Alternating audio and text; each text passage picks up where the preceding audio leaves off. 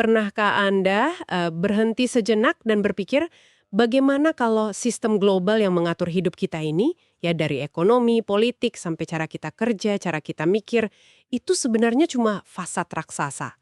Semacam bangunan megah gitu, kelihatannya kokoh, tapi fondasinya dirancang bukan buat kita semua, tapi cuma buat segelintir elit yang lihat dunia ini ya cuma properti pribadi mereka. Terus demokrasi, hukum, pasar bebas, jangan-jangan itu cuma alat buat bikin kita tidur. Ini nih, inti gagasan yang wah meledak-ledak di materi yang Anda bagikan. Selamat datang di penelusuran mendalam kita, khusus untuk Anda. Misi kita hari ini, kita bedah lapis demi lapis argumen radikal ini. Argumen yang bilang sistem dunia sekarang ini udah bobrok sampai akar, udah nggak bisa ditambal. Perlu katanya pembongkaran total. Oke, mari kita mulai bongkar ini.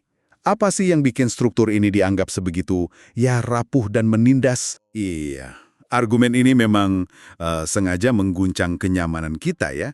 Nusuk langsung ke jantung ilusi. Ilusi keteraturan yang ditanamkan ke kita sejak kecil. Bahwa institusi global, aturan main ekonomi, proses politik, itu ada buat kebaikan semua. Tapi pandangan di materi Anda ini justru sebaliknya.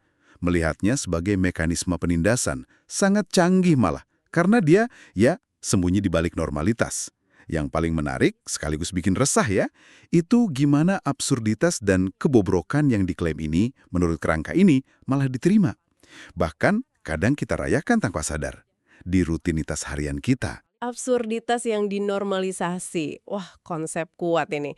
Materi Anda langsung nunjuk contoh konkret, budaya kerja modern. Terutama siklus 9 to 5 itu, yang diagung-agungkan, dianggap standar profesional. Tapi di sini disebut mesin penghasil burnout massal, penjaga stagnasi kesejahteraan. Ada data pendukungnya dan ini cukup bikin kaget sih. Riset kesehatan global nunjukin kerja lebih dari 55 jam seminggu itu, wah, signifikan naikin resiko penyakit mematikan, stroke, jantung. Ironisnya, banyak pekerja kerah putih di kota besar yang kejebak jam kerja panjang ini malah makin susah buat bayar sewa yang layak. Ini kan paradoks yang brutal ya. Kita didorong kerja lebih keras, resiko kesehatan tapi daya beli malah turun.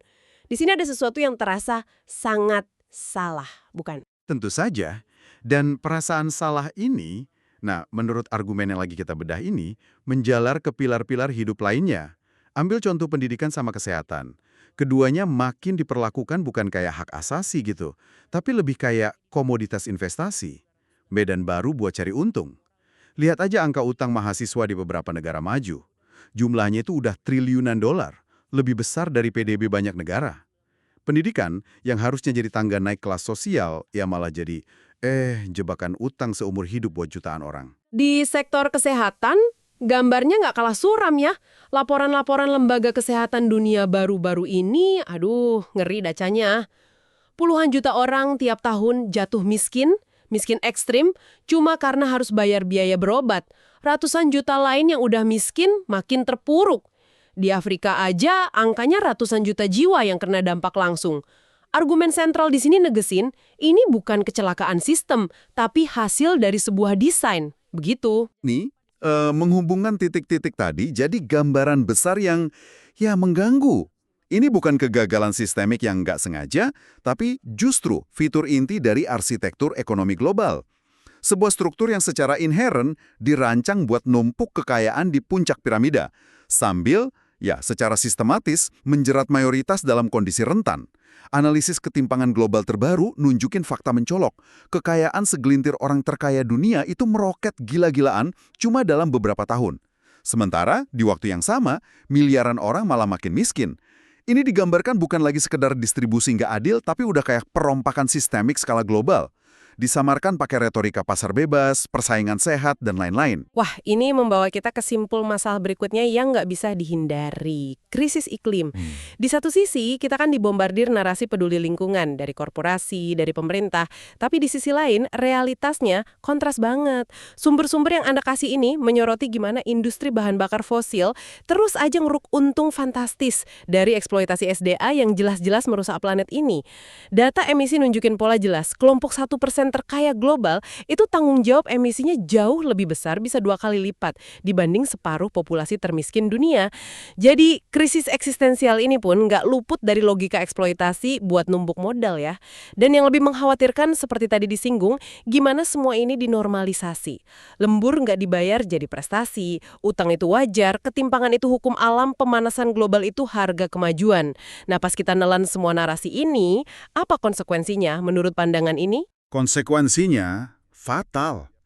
Secara kolektif, kita seolah kasih lampu hijau atau setidaknya nggak kasih perlawanan berarti lah ya pada sistem yang dianggap bobrok ini buat terus jalan, terus memperdalam eksploitasi dan ketidakadilannya.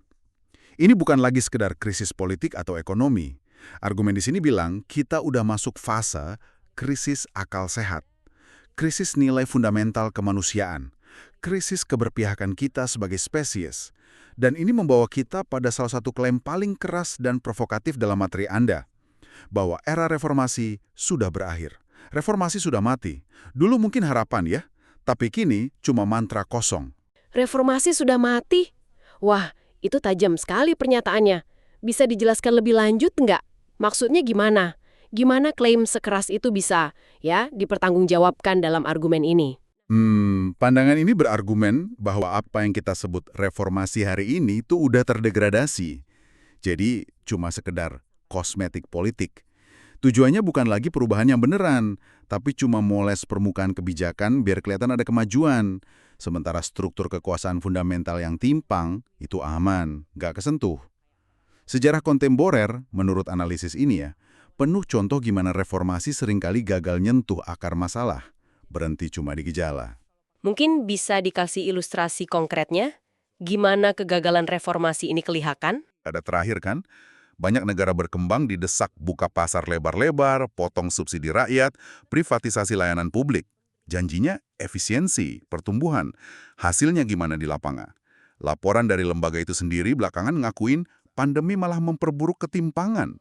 Mayoritas negara miskin sekarang malah terancam krisis utang parah.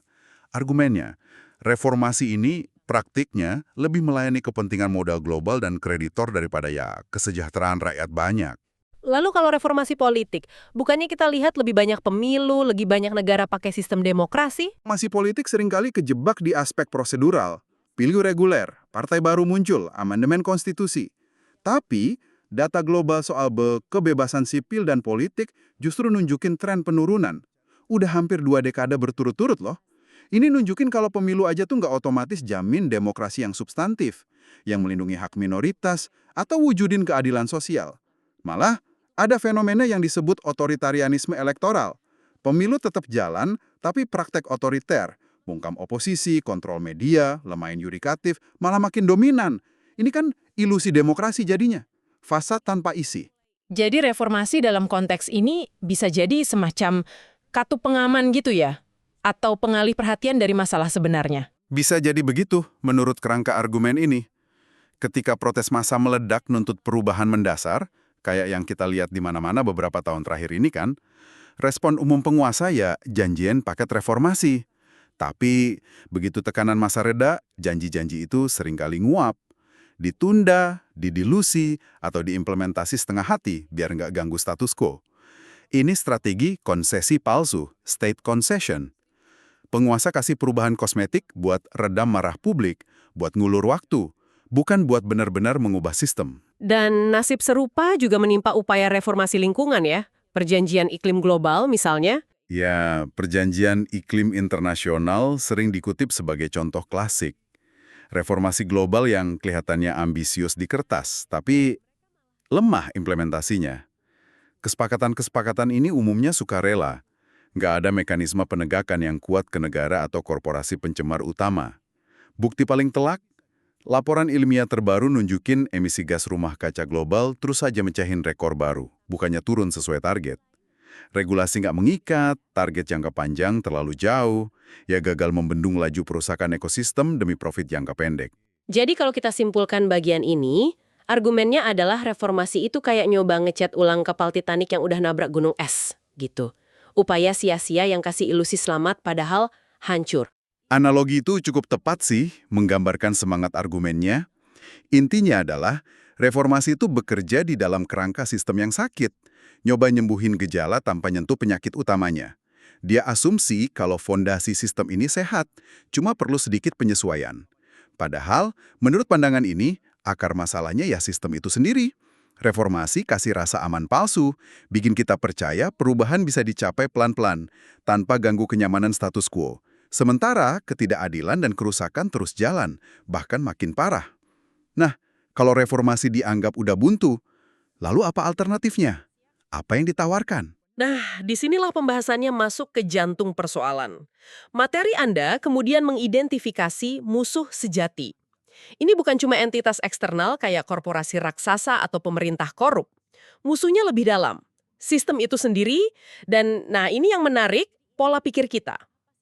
Yang udah terprogram buat nerima, buat toleransi, bahkan tanpa sadar melanggengkan sistem itu.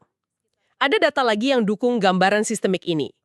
Laporan ketimpangan global nunjukin gimana 10% terkaya kuasai mayoritas besar kekayaan dunia. Sementara separuh termiskin cuma punya secuil. Ini dilihat bukan hasil persaingan bebas ya, tapi sebagai desain sistemik yang secara inheren menguntungkan segelintir elit. Dan kerusakan akibat desain sistemik ini juga kelihatan nyata di ranah lingkungan. Riset soal emisi karbon historis, misalnya, nemuin kalau cuma sekitar 100 perusahaan mayoritas di sektor energi fosil, itu tanggung jawab atas lebih dari 70% emisi karbon industri global sejak akhir abad ke-20. Ini kan melukiskan gambaran oligarki korporat. Nasib planet ini seolah tergadaikan demi untung mereka. Bahkan upaya atasi krisis iklim sering dibelokkan lewat greenwashing, pencitraan peduli lingkungan, padahal bisnis intinya tetap merusak. Atau ya kampanye hijau simbolis tanpa perubahan fundamental. Yang benar-benar nusuk dari argumen ini adalah penekanan pada musuh internal yang ada di dalam diri kita. Survei global soal kondisi pekerja ngelaporin mayoritas pekerja di dunia itu stres kronis, burnout, ngerasa kejebak dalam rutinitas yang matiin jiwa, tapi seringkali nganggap ini normal. Atau ya nggak bisa dihindari. Kita jadi korban sekaligus tanpa sadar jadi roda penggerak kecil dalam mesin sistem ini. Narasi dominan seringkali nyalahin individu, kurang keras kerjalah, kurang pinter, salah pilih jalan hidup, bukan struktur sosial ekonominya yang memang dirancang begitu. Belum lagi jeratan budaya konsumerisme yang terus-terusan ciptain kebutuhan palsu dan dorong kita masuk siklus kerja belanja utang. Jadi intinya, kita terperangkap bukan cuma oleh sistem di luar, tapi juga oleh penjara di dalam pikiran kita sendiri. Begitu. Konsekuensinya sangat mendalam menurut alur pikir ini. Ketika kita secara pasif nerima ketidakadilan, normalisasi eksploitasi, atau internalisasi narasi kegagalan personal, kita sebenarnya lagi ngasih lisensi sosial buat sistem itu terus berkuasa. Makanya, perlawanan sejati nggak bisa cuma eksternal, harus dimulai dari sebuah revolusi kesadaran diri. Bongkar belenggu mental yang ngikat kita, kikis narasi-narasi palsu yang nanemin putus asa dan perpecahan, terus bangun lagi solidaritas antar sesama. Tanpa transformasi internal ini, setiap upaya revolusi fisik atau struktural cuma bakal jadi mimpi kosong, berisiko ngulang pola penindasan yang sama dengan wajah baru.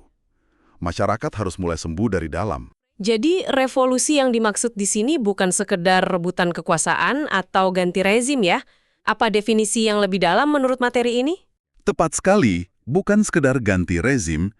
Revolusi, dalam konteks argumen ini, didefinisikan sebagai upaya kolektif yang radikal dan fundamental buat bongkar struktur kekuasaan yang melanggengkan ketidakadilan.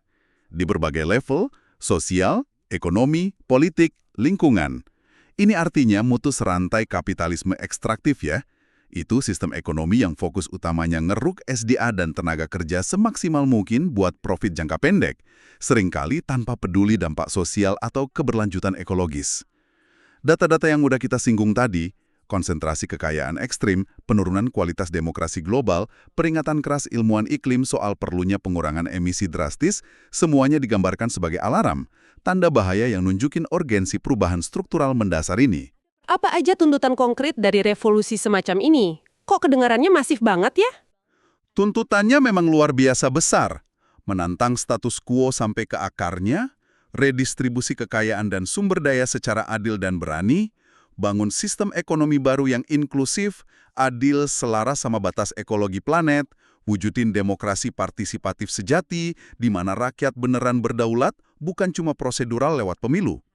Terus, transisi energi bersih yang cepat dan menyeluruh, hentikan eksploitasi alam tanpa henti, dan yang paling fundamental, lahirnya kesadaran kolektif baru yang nempati nilai kemanusiaan dan keberlanjutan di atas akumulasi profit. Ini jelas bukan agenda gampang, nuntut keberanian luar biasa, kesediaan ambil resiko, solidaritas kuat, dan perjuangan jangka panjang, mungkin lintas generasi malah. Tapi kita kan harus realistis ya. Bukannya sejarah justru penuh contoh revolusi yang gagal, yang berakhir kacau, pertumpahan darah, atau malah lahirin tirani baru yang lebih kejam? Materi Anda ini pasti bahas risiko kegagalan ini juga kan? Anda benar sekali. Pengakuan terhadap resiko kegagalan ini krusial banget, dan dibahas kok di materi Anda. Risiko itu nyata, dan datang dari berbagai arah. Ada bahaya perpecahan internal di dalam gerakan revolusioner itu sendiri, konflik ideologi, rebutan kepemimpinan, beda strategi. Itu bisa melemahkan atau bahkan hancurin gerakan dari dalam. Seperti yang terlihat di beberapa revolusi besar masa lalu atau dinamika gerakan perubahan sosial kontemporer. Belum lagi ancaman represi brutal dari negara atau kekuatan status quo. Tepat. Negara modern, terutama yang otoriter, tapi juga yang demokratis, punya aparatus keamanan yang makin canggih. Teknologi pengawasan massal, kapasitas buat pakai kekerasan atau instrumen hukum buat nindas perbedaan pendapat, lumpuhin perlawanan, protes massa bisa dihadapi kekerasan, penangkapan, kriminalisasi, kampanye disinformasi. Kecenderungan global nunjukin peningkatan penggunaan alat-alat represif ini, bikin ruang buat perubahan radikal makin sempit dan bahaya. Terus gimana soal keterbatasan visi atau strategi dari gerakan revolusioner itu sendiri? Risiko ciptain kekosongan yang diisi hal yang lebih buruk. Itu juga resiko yang sangat signifikan. Revolusi yang cuma fokus gulingin rezim lama, tanpa rencana matang, dan visi transformatif jelas tentang apa yang mau dibangun sesudahnya, ya rentan banget ciptain kekosongan kekuasaan. Kekosongan ini bisa gampang diisi kelompok elit baru yang mungkin sama korupnya, faksi militer, atau malah kekuatan reaksioner yang bawa masyarakat balik ke kondisi lebih buruk. Sejarah banyak catat contohnya. Euforia revolusi cepat berubah jadi kecewa atau malah tragedi baru. Ada juga jebakan psikologis, rasa takut yang melumpuhkan, apatis setelah gagal, ketidakpastian masa depan yang bikin dukungan publik surut. Dan jangan lupakan faktor eksternal ya, kayak intervensi asing. Faktor eksternal seringkali main peran penting. Intervensi asing, lewat tekanan diplomatik, sanksi ekonomi, operasi intelijen, atau bahkan intervensi militer langsung, bisa gampang gagalin atau bajak arah revolusi demi kepentingan geopolitik mereka. Sejarah penuh contoh campur tangan eksternal yang ubah nasib bangsa. Terakhir, ada juga perangkap utopia tanpa realisme. Mimpi bangun masyarakat baru sempurna tanpa hitung kompleksitas realitas sosial, ekonomi, sifat manusia. Bisa ujungnya kacau, kelaparan, atau pelanggaran HAM atas nama ideologi. Jadi ya, sejarah jelas nunjukin jalan revolusi bukan jalan yang gampang atau dijamin berhasil. Namun, dan ini poin krusial dalam argumen ini, semua resiko kegagalan itu nggak bisa dijadiin alasan buat pasrah. Nerima gitu aja sistem yang, menurut analisis ini, udah terbukti gagal fundamental dalam penuhi tuntutan keadilan, kesetaraan, dan keberlanjutan ekologis. Justru, resiko tidak melakukan perubahan radikal, resiko biarin status quo jalan terus, dianggap jauh lebih besar, yaitu melanggengkan ketidakadilan sistemik, memperdalam eksploitasi manusia dan alam, bawa peradaban ke keruntuhan ekologis dan sosial. Kita juga bisa belajar, bukan cuma dari gagalnya, tapi juga dari elemen-elemen sukses dalam sejarah perjuangan perubahan. Kayak kekuatan solidaritas, strategi non-kekerasan yang disiplin, atau kemampuan bangun visi alternatif yang menginspirasi. Lalu, kalau jalannya seterjal ini, siapa sih yang dianggap layak atau mungkin bisa memulai percikan revolusi ini menurut pandangan yang disajikan? Apa harus selalu dari kelompok paling tertindas dan menderita? Udah selalu begitu. Yang dianggap lebih penting bukan tingkat penderitaan semata, tapi tingkat kesadaran. Revolusi, dalam pandangan ini, paling mungkin dipicu dan dipimpin oleh mereka yang udah sadar yang mampu lihat menembus ilusi dan paham kalau musuh utamanya bukan sekedar satu rezim lalim atau satu kebijakan buruk, tapi struktur kekuasaan global yang saling terkait, yang menjerat miliaran orang dalam berbagai bentuk ketidakadilan. Mereka yang ngerti kalau sekedar ganti boneka di panggung kekuasaan tanpa ubah desain panggungnya, itu cuma sandiwara yang bakal terus ulang. Sejarah memang nunjukin peran penting kelompok-kelompok yang punya akses lebih ke informasi, jaringan, kapasitas analisis kayak kaum terdidik, intelektual, aktivis, kelompok profesional dalam artikulasi kritik sistemik dan organisir perlawanan. Dan kondisi sosial ekonomi saat ini dilihat sebagai lahan subur buat kesadaran semacam itu tumbuh. Bisa dibilang begitu.